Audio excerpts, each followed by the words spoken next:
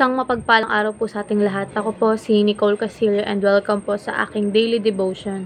So, ang topic po natin ngayon is compatibilism. Pag sinabi pong compatibilism, the term indicates that absolute divine sovereignty is compatible with human significance and real human choices. So, ito daw po yung kumbaga ayun daw po yung choices natin. And, kumbaga, dapat maging responsible po tayo.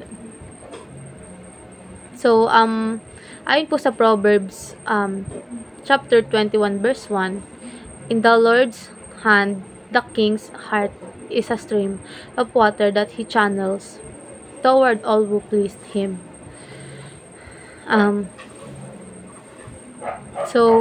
Ayon po sa ating katuroan, God is in control over human will and powers. So, ang Diyos po, siya ang may control over human will and powers. So, pag sinabi pong will, ayun po yung kalayaan nating pumili ng tama o mali. Depende sa'yo kung gusto mo gumawa ng kasalanan o kabutihan.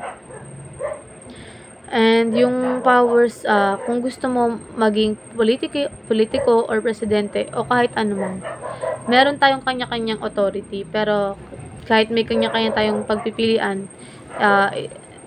always remember that God is in control. So next is, human are fully responsible for their choices. So kahit na God is in control, may karapatan pa rin tayo sa pagpili, kumbaga responsible tayo sa ating choices. Kaya meron tayong tinatawag na judgment day. So, huhukaman ka ng Diyos and according to your actions and decisions. So, kumbaga kalayaan mong gumawa ng kasalanan or ano man. And responsible mo yun. Kumbaga managot ka sa Diyos pagdating ng judgment. Kumbaga, depende sa'yo. Kaya nga tayo tinatawag na free will. So, ayun po yun. Depende talaga sa'yo.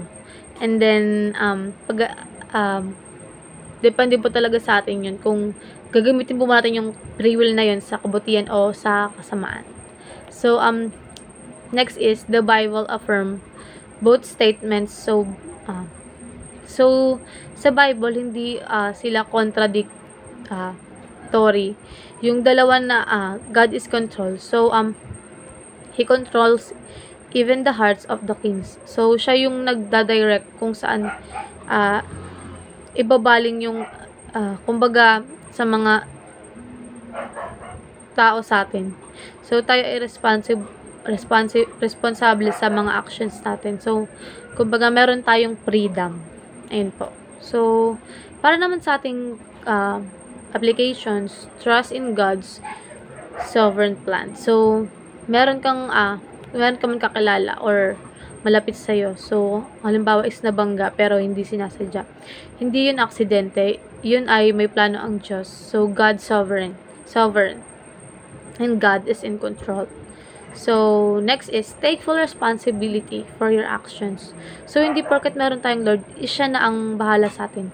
Hindi porket God is in control, papaubayan natin lahat sa Diyos. So, ginawa tayo ng Diyos to take full responsibility to our own decisions and actions. So, kung hindi ka naging successful, hindi po pwedeng sisihin ng Diyos dahil responsable ka doon. So, last is, do your best as if everything depends on you. Pag tayo ay nagtrabaho, gawin natin yung ating best sa work.